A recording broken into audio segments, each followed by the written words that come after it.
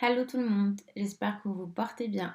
Bienvenue dans ce tout nouvel épisode du podcast Ikoichai. Aujourd'hui, j'ai un podcast, on va pas dire qu'il est spécial, ils sont tous spéciaux, mais ça va être le tout premier podcast dans lequel on va parler d'amour. Alors le podcast s'appelle Je t'aime, mais je pars. J'ai choisi ce titre-là parce que peut-être qu'avant, les générations d'avant, c'était pas. Peut-être qu'on ne retrouvait pas trop ces situations où deux personnes s'aimaient encore, ou bien qu'une femme ou qu'un homme était encore amoureux de l'autre personne mais qu'il partait. Peut-être que oui, peut-être que non, je n'en sais rien. Mais c'est vrai que cette génération est énormément marquée par des situations pareilles qui se répètent. Et que ce soit en ce moment ou bien même avant, j'ai toujours reçu des patients et des patientes surtout. Je ne vais pas dire que je reçois beaucoup plus de patients qui en parlent, on est d'accord que sur voilà, sa manière de faire le deuil, les hommes et les femmes sont différents, surtout comme dans une culture comme la nôtre. Mais en tout cas, c'est pas notre sujet. C'est que il y a beaucoup de femmes qui effectivement ont du mal à faire ce pas, malgré le fait qu'elles vivent dans des relations qui sont toxiques, qui sont malsaines et dans lesquelles elles ne sont plus heureuses. J'ai décidé de commencer par parler de l'amour fusionnel. Alors, ce que je dis très souvent à mes patients, c'est que l'amour fusionnel est quelque chose de régressif. C'est-à-dire, quand on est à la recherche ou bien quand on est dans cet amour de fusion, on est dans la régression. Qui dit régression dit, vous savez, cette époque, on était tous bébés, on était nourrissants. Il faut savoir que la fusion relève à l'âge de, on va dire, de moins de 1 an surtout, dans lequel le nourrisson pense que sa maman et lui ne font qu'une seule personne. Et donc, c'est pour ça que ce nourrisson, mais qui bien évidemment a besoin de sa maman, il ne peut pas vivre ni survivre sans sa maman, fait énormément de choses afin d'attirer son attention. Donc, ce nourrisson, quand il commence à grandir, quand il commence à devenir un enfant, enfin bien avant les 4 ans, il commence à se rendre compte que non, que cette autre personne qui est sa maman, c'est pas, voilà, elle fait pas partie de lui, il fait pas partie d'elle, en tout cas il fait plus partie d'elle, et qu'elle peut partir à tout moment. Et c'est là que la première angoisse survient. C'est là que nous tous et nous toutes, on a vécu notre première angoisse. C'est quand on s'est rendu compte que notre maman, ou bien que cette figure maternelle qui prenait soin de nous, pouvait partir.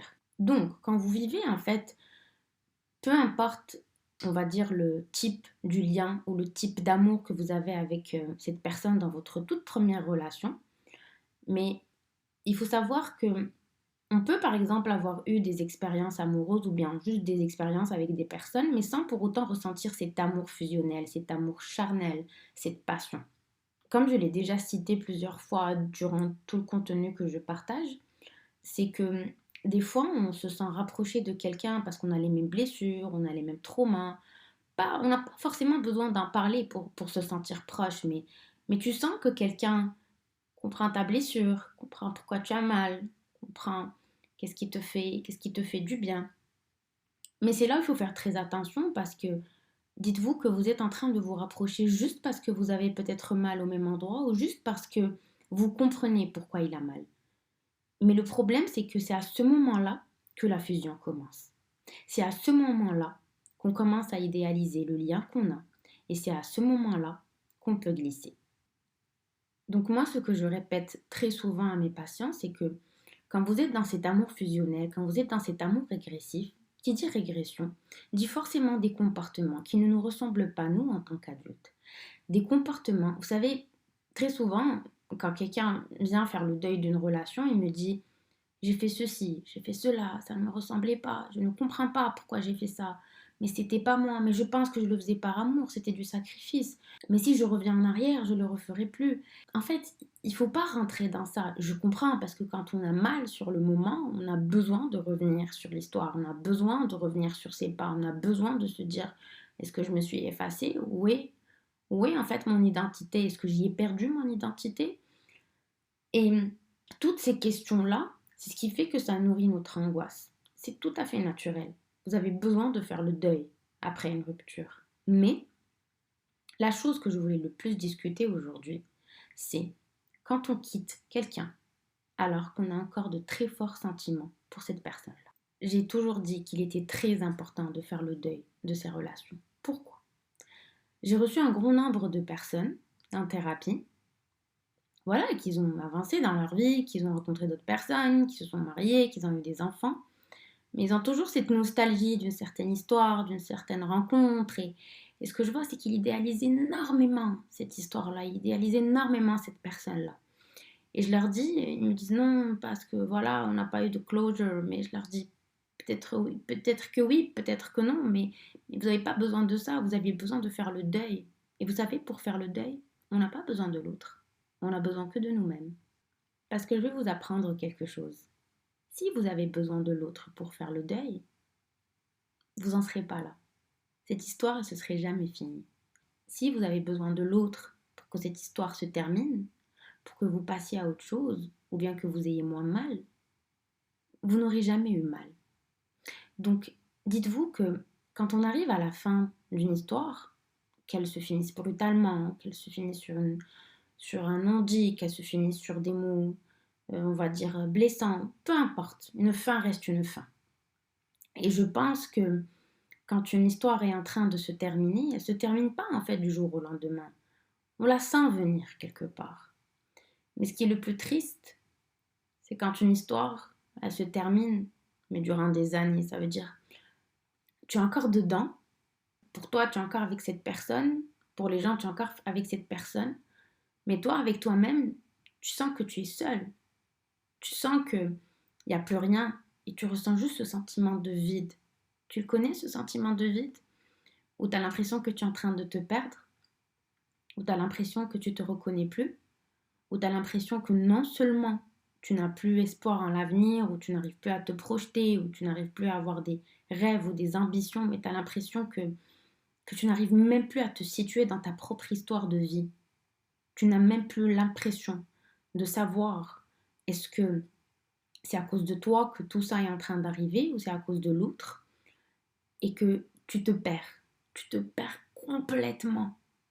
Et tu as l'impression que même la vie est contre toi. Je reçois très souvent la question suivante.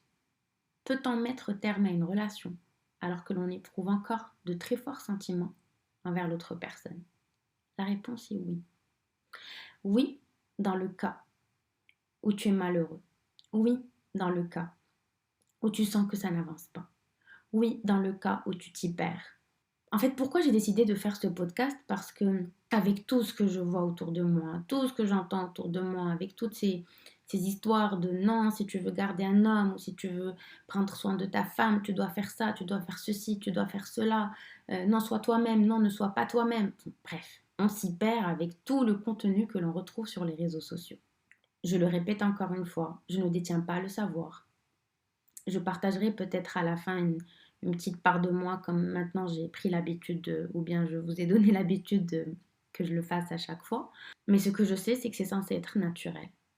Un jour, j'avais un échange voilà, avec quelqu'un au téléphone qui m'a beaucoup, grâce à qui j'ai énormément appris sur la religion, sur l'amour, sur énormément de choses. Hein. Et il m'avait dit une phrase qui m'avait énormément marquée. Il m'a dit, même dans la religion, le mariage est censé nous rapporter la paix. Et moi, automatiquement, dans ma tête, j'ai dit, bah oui, en fait, que ce soit le mariage, ou que ce soit le couple, ou que ce soit l'amour, c'est censé t'apporter la paix. Tu as besoin d'un partenaire ou tu as besoin d'une partenaire de vie qui est là, en fait, qui t'aime, qui te soutient, qui te comprend, qui te respecte. Et c'est censé être naturel. Ce n'est pas censé être compliqué. Ce n'est pas censé être comme dans ces films et dans ces séries voilà, qu'on regarde depuis très jeune. Et je pense que ça aussi, ça a joué un grand rôle dans notre construction en fait de cette fantaisie qui tourne autour de l'amour. Il n'y a pas très longtemps, je parlais avec une patiente. Je ne me rappelle vraiment pas c'était quelle séance.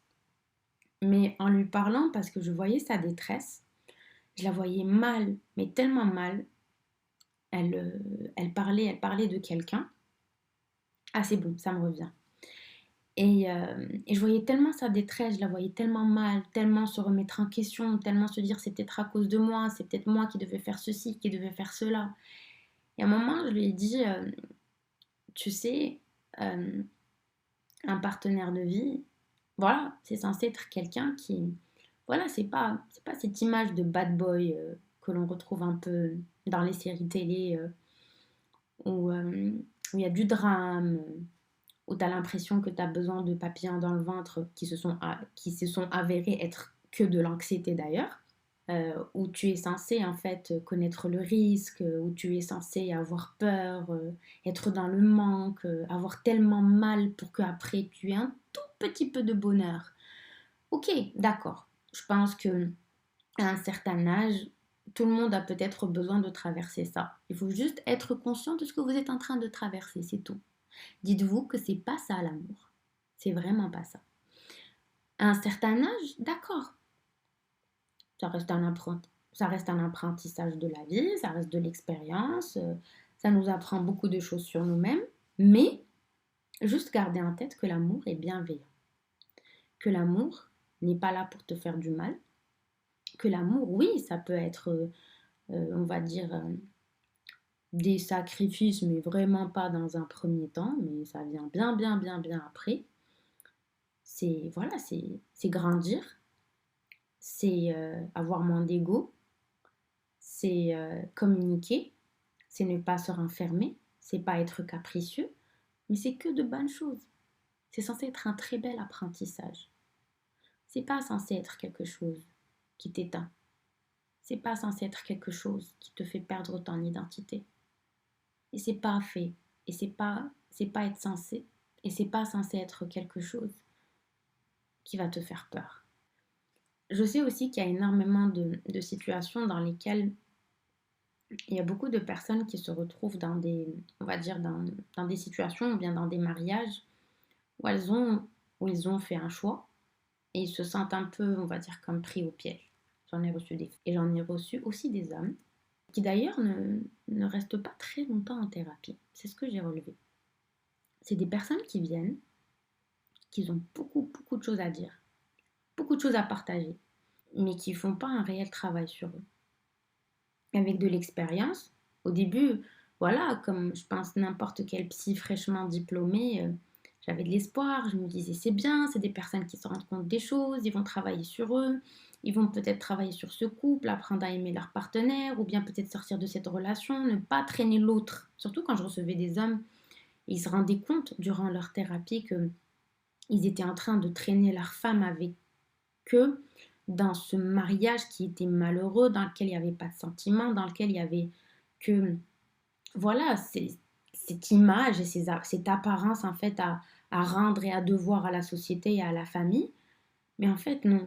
Non, là, ça fait 8 ans que je fais ce travail et ce que je remarque, c'est que c'est des personnes qui viennent, ils font de ces quelques séances de thérapie, ils en font comme une petite parenthèse où ils soufflent un bon coup, ils déballent tout ce qu'ils ont sur le cœur et après ils disparaissent. Et je me dis que c'est triste parce que maintenant que je reçois des ados ou que je reçois des enfants et qu'ils partagent avec moi de plus en plus comment leurs parents vivent, je me dis ah tiens, bah, ces personnes que je recevais en fait et qui venaient, qui mettaient juste des parenthèses à leur vie et qui déballaient tout ce qu'ils avaient à déballer et après ils redisparaissaient, bah, c'est des parents à des enfants pareils. C'est un peu triste parce que en tout cas, on est là juste, voilà, pour que ça fasse écho en vous avec toute la bienveillance du monde. Je tiens vraiment à le préciser. On n'est pas là pour juger. Vous êtes là vous-même à écouter ce podcast et je peux savoir et je peux imaginer à quel point, des fois, peut-être les mots, ils peuvent résonner fort. J'espère qu'ils le seront pas trop fort, mais j'espère qu'ils le seront juste assez pour que peut-être, voilà, ça fasse écho en vous et que ça, et que vous pensiez à votre propre bonheur parce que tout le monde mérite d'être heureux. Donc je disais en fait, quand je reçois ces enfants ou ces ados et voilà qui commencent à me mettre dans la confidence par rapport à comment ça se passe entre leurs parents ou ce qu'ils ressentent ou comment ça se passe à la maison, et je me dis bah oui parce que les enfants ils ressentent tout, ils sont pas dupes Et ça les atteint, et encore plus ces générations, c'est incroyable combien ils sont éveillés. J'ai l'impression qu'ils sont dotés d'une certaine intelligence émotionnelle, mais juste phénoménale. Des fois, ça m'arrive de me retrouver avec c'est des préados pour moi qui ont 11-12 ans, et ils partagent des choses avec moi, mais je me dis, mais est-ce que moi, à cet âge-là, j'arrivais en fait à... Peut-être que oui, mais bon, je ne me rappelle pas. Mais je me disais, c'est juste incroyable. Ils arrivent à voir des choses, ils arrivent à ressentir des choses, ils comprennent les choses, et ils ont déjà décidé qu'ils ne voulaient plus de ça. Ils ont déjà décidé.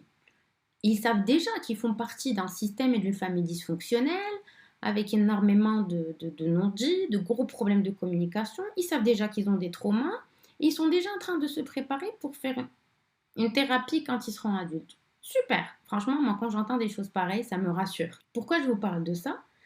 Je m'adresse à ces personnes qui s'enferment dans des relations pareilles parce qu'ils pensent qu'ils sont en train de se sacrifier pour leurs enfants, ou bien parce qu'ils pensent qu'ils sont en train de se sacrifier pour leurs parents. Mais personne ne va vivre cette vie à votre place. Vous êtes en train de la vivre. Est-ce que vous pensez qu'à la fin, à votre cinquantaine ou votre soixantaine, il y a quelqu'un qui va venir et qui va vous dire bravo pour le sacrifice? Voilà, c'est ta récompense. Croyez-moi, il n'y a personne qui va venir en vous disant ça. Et vous allez juste vous dire, en tout cas, je le dis parce que j'en ai reçu des personnes qui sont venues partager avec moi leur histoire et en me disant que à revenir en arrière, ils auraient tout refait. Mais pourquoi je vous dis ça? C'est juste que si vous arrivez à trouver une balance, si vous arrivez à trouver un équilibre, si vous arrivez à prendre soin de votre santé mentale, même si vous êtes dans un mariage qui n'est pas peut-être très heureux, il n'y a aucun problème. On n'est pas en train de dire que on a besoin de vivre d'amour et d'eau de rose, mais pas du tout. D'ailleurs, le podcast ne tourne vraiment pas autour de ça. D'ailleurs, comme il le dit très bien, c'est je t'aime, mais je pars. Au contraire, dans ce podcast, je parle du fait qu'on ne vit pas d'amour et d'eau de rose. Loin de là. Juste en faisant ces sacrifices-là, dites-vous que vous les faites surtout pour vous-même et que vous n'êtes pas en train de les faire pour qui que ce soit.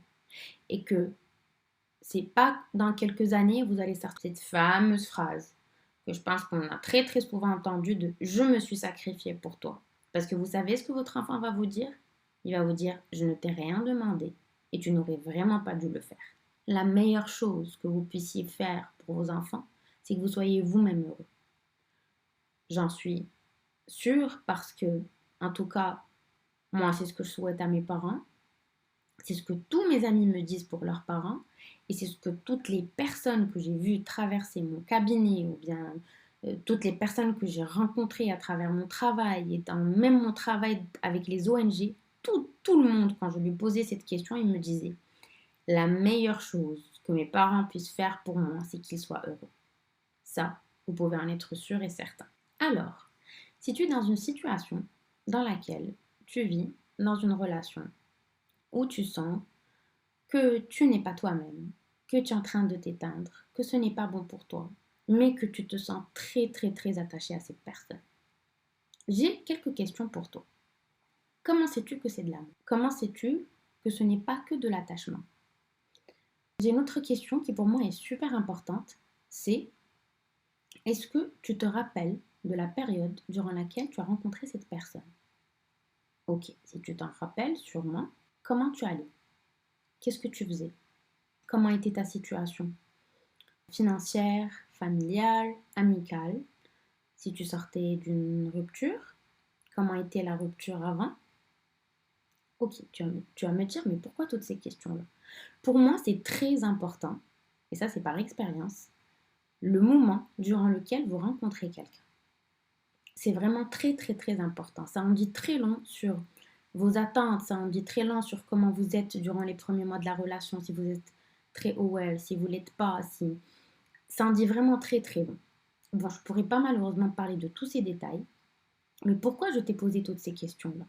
C'est parce que je vais vous parler juste de quelques petits exemples. Si tu as rencontré une personne alors que tu étais durant une période où tu étais vraiment pas bien, une période où tu étais dans la détresse, une période où tu manquais énormément d'amour, où tu étais vraiment dans ce manque et voilà, tu avais ce besoin, ce désir d'être aimé, d'être désiré, il faut que tu fasses attention. Pourquoi? parce que tu n'es pas en train de choisir la personne elle-même, mais tu es juste en train de chercher l'amour en lui-même. Alors, je t'explique. Il faut que tu t'assures que tu es en train d'aimer l'autre personne et non pas l'idée que tu as de l'amour. C'est très très important. Des fois, voilà, ça nous arrive, on n'a peut-être pas vécu quelque chose depuis un moment, ou bien notre dernière relation, elle nous a fait tellement mal qu'on a l'impression qu'on est brisé, et on a vraiment ce besoin, cette soif de se prouver à soi qu'on est encore capable d'aimer.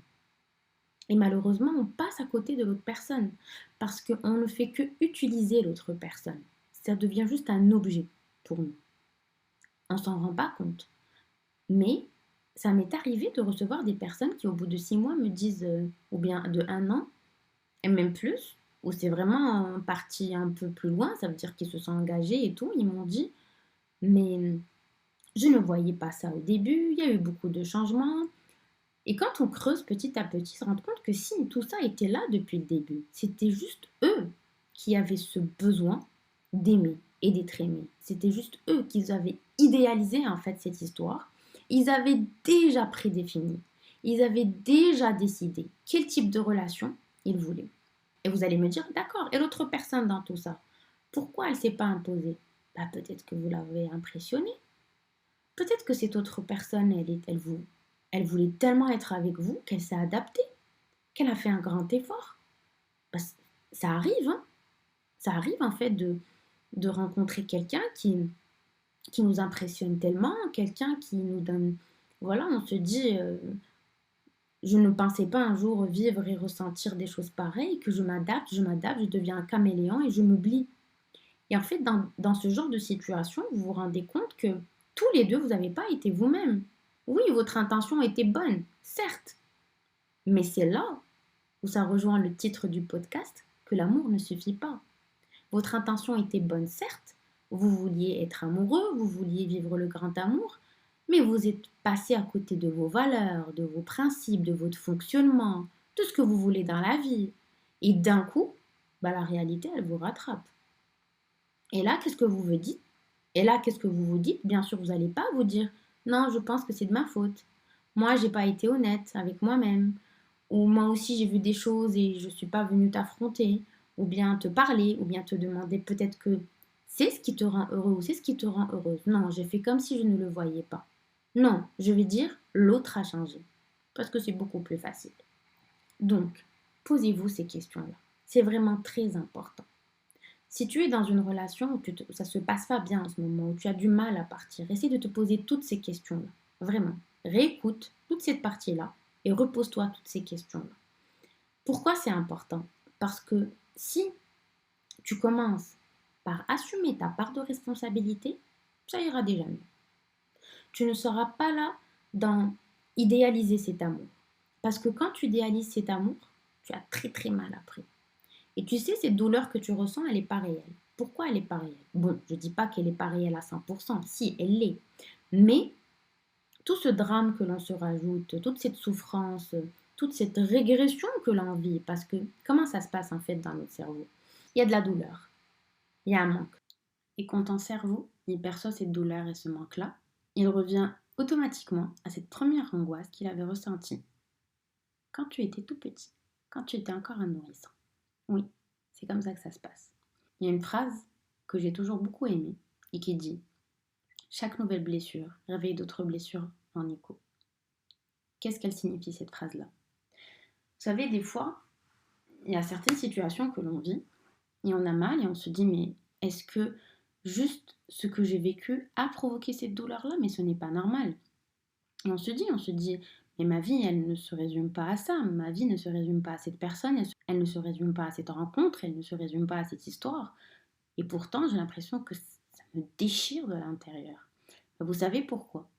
Parce que quand vous ressentez cette douleur-là, quand vous ressentez ce rejet, cette abondance, cette peur, cette angoisse, elle réveille toutes les blessures que vous avez ressenties auparavant. Elle vous fait traverser toutes les émotions que vous avez vécues auparavant et que vous n'avez jamais pris le temps de réaliser. Voilà ce qui se passe à ce moment-là. Il y a aussi autre chose dont je voulais parler, la culpabilité. Je sais à quel point c'est vraiment très compliqué de prendre une décision quand ça se passe mal. Parce que vous êtes non seulement habitué à cette personne, vous avez vécu énormément de choses avec elle, vous avez partagé beaucoup de projets, de souvenirs, de périodes difficiles, de bonnes périodes aussi. Et vous avez ce sentiment de culpabilité, vous avez comme l'impression que vous allez laisser tomber cette autre personne. Surtout quand vous vous retrouvez face à quelqu'un qui va pas bien, qui passe par une période très difficile ou bien voilà, une période très difficile ou bien quelqu'un qui, voilà, qui même s'il vous fait énormément de promesses, qui vous dit qu'il fait de son mieux mais il n'y arrive pas, vous allez me dire, d'accord, mais à quel moment se dire que c'est bon, ce n'est plus possible? Je pense qu'il n'y a pas de moment prédéfini, c'est à vous de décider, c'est à vous de voir. C'est un investissement en fait. Une relation, c'est un investissement aussi. Ça dépend de toi, de ta période de vie, de ce que tu es prêt à donner, de ce que tu n'es pas prêt à donner, de peut-être de ton âge, si l'âge est important pour toi. Cette partie est très importante, si l'âge est important pour toi. Je reçois beaucoup de femmes qui se sont menties pendant plusieurs années et qui disaient que l'âge n'était pas important pour elles. Et que d'un coup, elles ont eu comme un wake-up call et elles se sont dites: ah non, non, non, l'âge est important pour moi, je me suis trompée, j'ai perdu des années. Et c'est très important de se poser ce genre de questions. Ça, c'est une forme de conscience de nous-mêmes. Ça, c'est une conscience de nous-mêmes. C'est moi qui ne me mens pas. Moi qui ne me raconte pas d'histoire. Parce que vivre une relation d'amour, c'est avant tout du respect, du soutien, de la communication, de l'échange. Il faut voir à long terme, il ne faut pas voir à court terme. Il ne faut pas en fait faire de l'autre quelqu'un qui n'est pas. Il ne faut pas exiger de l'autre quelque chose qu'il ne peut pas vous donner, quelque chose qu'il ne peut pas se donner même à lui-même. C'est injuste envers vous, envers l'autre et envers cette relation. C'est pour ça que tout à l'heure, je vous ai dit que je tenais à faire ce podcast parce que quand j'entends tout ce qu'il y a sur le contenu en mode sois exigeante, demande ceci, demande cela, il y a d'autres personnes qui disent mais c'est devenu trop, c'est quoi toutes ces femmes qui sont devenues trop exigeantes? Et enfin voilà, il y a toute une guerre qui s'est installée. Mais non, il y a un équilibre. Je pense que n'importe quel être humain souhaiterait, enfin, qui souhaite en fait ne pas peut-être vivre seul et qui souhaiterait avoir quelqu'un dans sa vie et qui souhaiterait peut-être, voilà, qui croit au mariage, qui croit en l'institution du mariage, parce que pour moi c'est une institution, ce n'est pas rien, et qui veut peut-être probablement avoir des enfants, c'est quelqu'un qui veut avoir à ses côtés une personne qui sera elle-même et, et avec qui il pourra ou elle pourra construire voilà, un bel avenir, un beau quotidien, un beau présent. Et c'est ce qui compte en fait, c'est ça le plus important. Donc ne pas trop se compliquer les choses, mais en même temps ne pas trop les banaliser. Pas les simplifier, mais pas les banaliser. Donc ne te sens pas coupable en fait de vouloir partir. Ne te sens pas coupable parce que ce n'est plus bon pour toi et parce que tu ne vois plus l'avenir pour cette relation. Si l'autre personne est prête à communiquer, moi j'encourage toujours les gens à discuter, à parler avant de se quitter, parce que ça reste une meilleure option. On n'est pas en fait obligé de se quitter sur une dispute ou sur des mots blessants ou sur de l'ego. Non, si on se sépare, c'est que on a tout donné, on s'est aimé, on y a cru, mais on n'y arrive pas. Il y a aussi ce sentiment d'échec qui est très présent et on a l'impression qu'on a échoué, qu'on a donné 1 an, 2 ans, 5 ans, 10 ans, des fois 20 ans, 30 ans d'une relation et tu as l'impression que tu as échoué. Non, ne le vois pas comme un échec. Vois-le comme une histoire de ta vie, une expérience qui, durant laquelle tu as grandi, durant laquelle tu es devenu peut-être une autre personne, mais juste reste toi-même, reste authentique. Ne te fais pas du mal et ne fais pas du mal à l'autre surtout. Ça c'est important parce que je vois à quel point il y a une certaine amertume qui s'installe des fois dans le couple. Il y a comme un sentiment de haine, de rancune et quand un des partenaires a énormément souffert durant une période du coup, de la relation, surtout le début, il y a comme un sentiment de vengeance qui s'installe. Si vous pensez que vous allez rester que pour vous venger, si vous pensez que vous allez rester que pour montrer aux autres ou pour le montrer à lui ou à elle ou à une certaine famille que vous restez et que vous avez réussi à rester, trouve que franchement, ça perd toute signification. C'est pas ça le message de paix euh, qu'on est censé retrouver dans l'institution du mariage ou de l'amour ou du couple. Non, non, pas du tout. Donc, comme je vous ai dit tout à l'heure, voilà, genre, c'est. Donc, comme je vous ai dit tout à l'heure, oui, on peut ressentir des sentiments très très forts pour une personne, mais être fatigué, être exténué, ne plus pouvoir en fait se projeter parce que c'est tout à fait légitime, vous êtes un être humain. Et voilà, ça c'est un point qui pour moi, on gagnerait en fait à se le rappeler. Ça n'invalide pas l'amour que vous avez ressenti pour cette personne. Et ça n'invalide pas l'amour que l'autre personne a dû ressentir pour vous. Pas du tout. Quand on s'aime, même quand on tombe follement amoureux, ça ne veut pas dire que ça va durer toute la vie et ça ne veut pas dire que ça doit durer toute la vie. On ne va pas rentrer dans des considérations, surtout pas durant ce podcast de qu'est-ce que c'est que l'amour, mais c'est beau, c'est un très beau sentiment que je souhaite à tout le monde. Je trouve que c'est vraiment magnifique de ressentir ce sentiment amoureux, de le partager avec quelqu'un, de sentir que tu as quelqu'un qui veille sur toi, quelqu'un qui te protège, quelqu'un qui va un avenir avec toi. Et c'est beau de rêver. Mais juste fais la différence entre la réalité et entre le potentiel de cette histoire. Juste fais la différence entre est-ce que je t'aime parce que j'aime ce que tu es, j'aime la personne que tu es avec moi, j'aime ce que je deviens avec toi, ou je t'aime juste parce que j'aime l'idée de l'amour. Assure-toi aussi que tu n'es pas là juste pour te prouver à toi-même quelque chose, et assure-toi que tu n'es pas en train d'utiliser l'autre personne. Souvent, on a tendance à se victimiser et à dire à l'autre, mais pourquoi tu m'as fait mal et tu m'as fait ça et moi j'avais déjà mal à cet endroit-là et toi tu m'as fait encore plus mal. Oui, mais l'autre n'est pas là pour te réparer. Je sais qu'on entend énormément de chansons, qu'on voit énormément de fantaisies qui nous font rêver et qui disent que l'amour, c'est cet amour qui te répare. Oui, ça existe un amour qui répare, mais ça devrait être naturel. Je ne cherche pas quelqu'un qui va me réparer. Je fais un travail sur moi, je me soigne, je deviens la meilleure version de moi-même. Si je rencontre quelqu'un qui effectivement va réparer quelques blessures en moi parce qu'il m'a aimé ou elle m'a aimé tellement fort que ça a arrangé certaines choses en moi, tant mieux, mais tant mieux. Mais dis-toi que c'est juste quelqu'un qui est venu naturellement, qui est venu rejoindre ton parcours et qui avec sa bienveillance et son amour et avec son affection, sa douceur et voilà toutes les belles choses que l'amour apporte avec elle, il a pu en fait mettre en ordre certaines choses que tu aurais pu et que tu peux toi-même faire pour ta propre personne. Donc tu n'as pas forcément besoin de cet autre ou de quelqu'un d'autre pour pouvoir réparer ce que tu as à réparer. Si ça arrive avec quelqu'un, c'est une bonne chose. Mais si ça n'arrive pas, commence déjà le travail avec toi-même. Et tu sais quoi? Tu verras qu'il y a quelqu'un qui va venir rejoindre ce parcours-là. Alors, pour pas que ce podcast soit très long, parce que j'ai décidé de reprendre les podcasts un peu plus courts, comme ça c'est léger.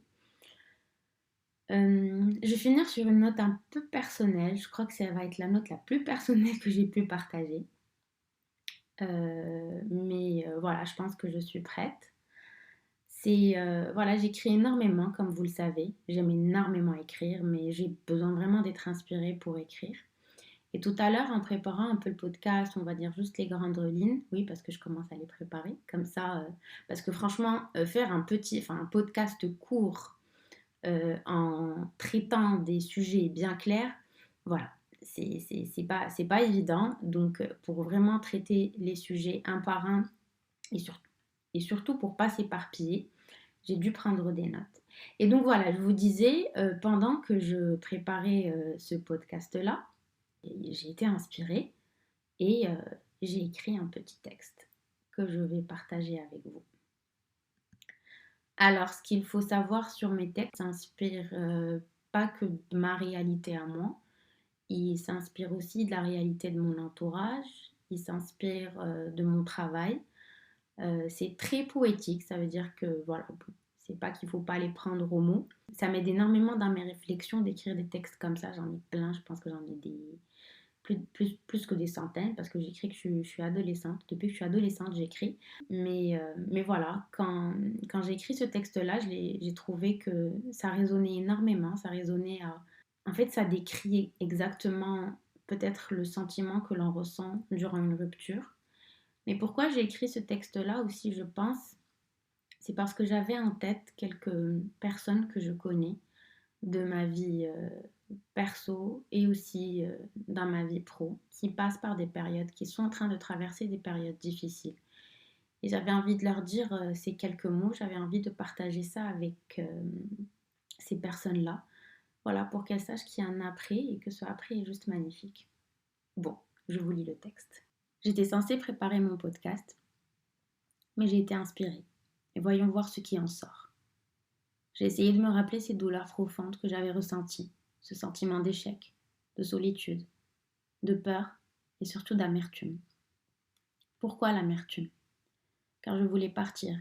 Même si je t'aimais encore, je voulais partir loin. Je m'étais rendu compte que je baignais en pleine obscurité et que tu avais failli m'y traîner avec toi. Je me rappelle de nos bons moments, de tes preuves d'amour, de tes sacrifices. Mais je me rappelle surtout toute cette détresse que je ressentais. Que même si tu me promettais des choses, j'avais de plus en plus mal au cœur. Mon corps me lâchait. Tout en moi me disait que je devais partir. Mais je ne voulais pas te laisser seule. Je me trouvais toutes les excuses du monde afin d'attendre que les beaux jours viennent nous rendre visite. Mais ça n'allait pas. Ça n'allait plus. C'est faux car je voulais te choisir toi, jour après jour. Car selon tes dires, toi tu me choisissais. Mais pourquoi je ne le voyais pas? Pourquoi je ne le sentais pas? J'ai fini par me choisir. Pas par égoïsme, pas par lâcheté, mais parce que j'étais exténuée. Il n'y avait même plus de place à de la colère. J'étais juste triste, car je n'arrivais plus à t'aimer.